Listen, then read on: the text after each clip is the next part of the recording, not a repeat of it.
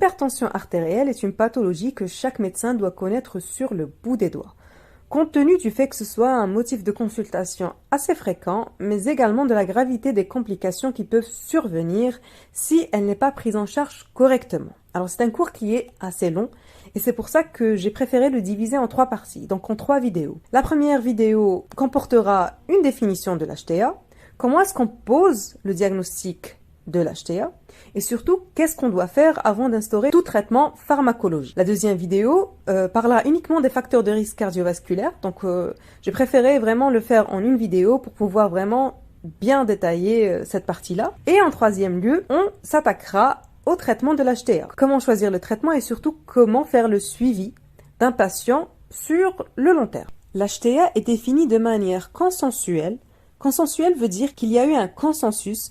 Donc, il y a eu des médecins et des experts qui se sont réunis pour se mettre d'accord sur le fait que, au-delà d'une pression artérielle systolique de 140 mm de mercure et ou d'une pression artérielle diastolique de 90 mm de mercure, mesurée en consultation et persistante dans le temps, définit l'HTA. Donc, pour bien vous expliquer cette définition, je préfère vous donner un exemple. Donc, supposons que Monsieur Loueri, âgé de 56 ans, vient vous voir pour une consultation de route. Alors, il est un petit peu obèse, il a été fumeur dans le passé, mais il vous dit qu'il a arrêté depuis à peu près 2 ans. Donc, vous lui prenez sa tension artérielle et vous vous rendez compte qu'elle est élevée et elle correspond à la définition qu'on vient de donner, la définition consensuelle. Donc, qu'est-ce que vous faites? Vous allez demander à ce monsieur de revenir vous voir et vous allez lui donner une tâche à réaliser avant de venir vous voir. Donc cette tâche consiste à tuer une automesure de sa tension artérielle, selon la règle des 3. Donc vous en avez déjà sûrement entendu parler, et cette règle stipule que durant la semaine qui précède la seconde visite et pendant 3 jours, le patient devra effectuer 3 prises de tension le matin et 3 prises de tension le soir. Donc le matin, après au moins 5 minutes de repos et avant de prendre son petit déjeuner, le patient procède à la prise 3 fois, donc avec 1 à 2 minutes entre chaque prise. Et il fait la même chose le soir avant d'aller dormir. Il revient vous voir du coup avec un document où il a noté toutes ces valeurs.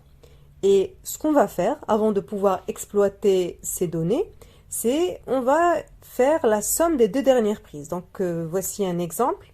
Donc, supposons que à J1, le matin, il a noté ces 3 chiffres tensionnels. Eh bien, on va faire la somme des 2 dernières prises. Et on fait ça avec toutes les valeurs. Donc, si on revient à notre définition du début, on avait dit que ça persistait dans le temps. Et c'est pour ça qu'on demande aux patients de faire tout ça. Pour vérifier que, durant plusieurs jours, il y a bel et bien une élévation des chiffres tensionnels. Mais on avait dit que la définition de plus de 140 mm de mercure de pression artérielle systolique et ou 90 mm de mercure de pression diastolique, on avait dit que ça persistait dans le temps et que c'était pris au cabinet. Mais en automesure, si les valeurs que vous rapporte le patient sont supérieures à 135 mm de mercure de pression artérielle systolique et ou de 85 mm de mercure de pression artérielle diastolique, on est devant une HTA. Il y a des termes qui vont beaucoup revenir dans ce cours. Donc vous avez l'HTA essentielle et l'HTA secondaire. L'HTA essentielle, cela veut dire qu'il n'y a pas de cause en fait, qu'il n'y a pas de maladie sous-jacente qui fait que nous avons une HTA.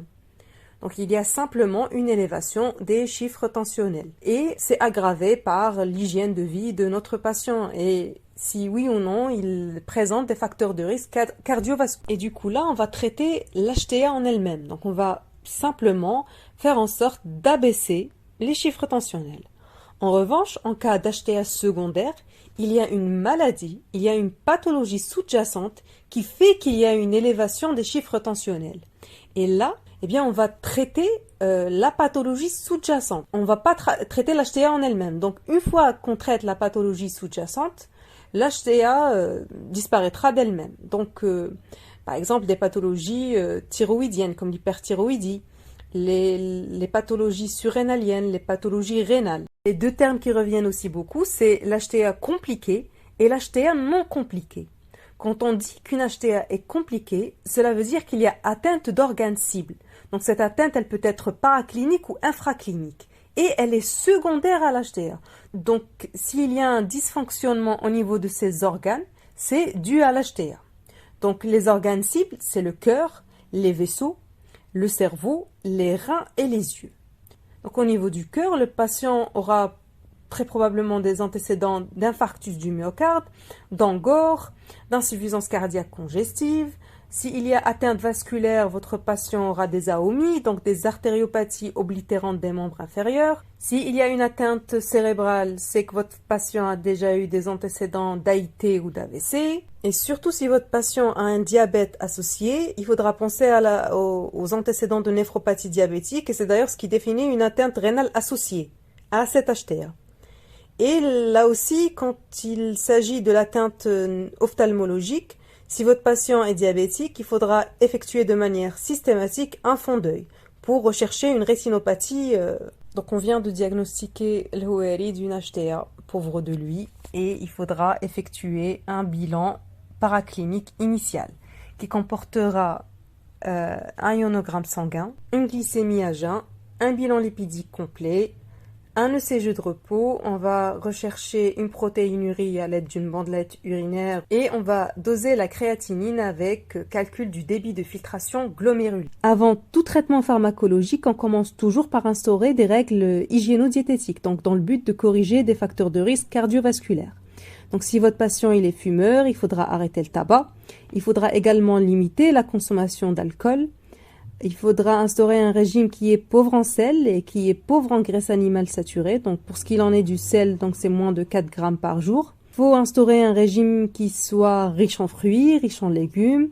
Si votre patient est obèse, il faudra faire en sorte de diminuer le poids en instaurant un régime hypocalorique. Il faudra par la suite effectuer une consultation d'information et d'éducation de votre patient. Donc vous lui annoncez la nouvelle, vous lui expliquez qu'est-ce que l'HTA, quelles sont ses conséquences, comment est-ce que on traite la maladie, les moyens qui sont disponibles, donc et les objectifs thérapeutiques.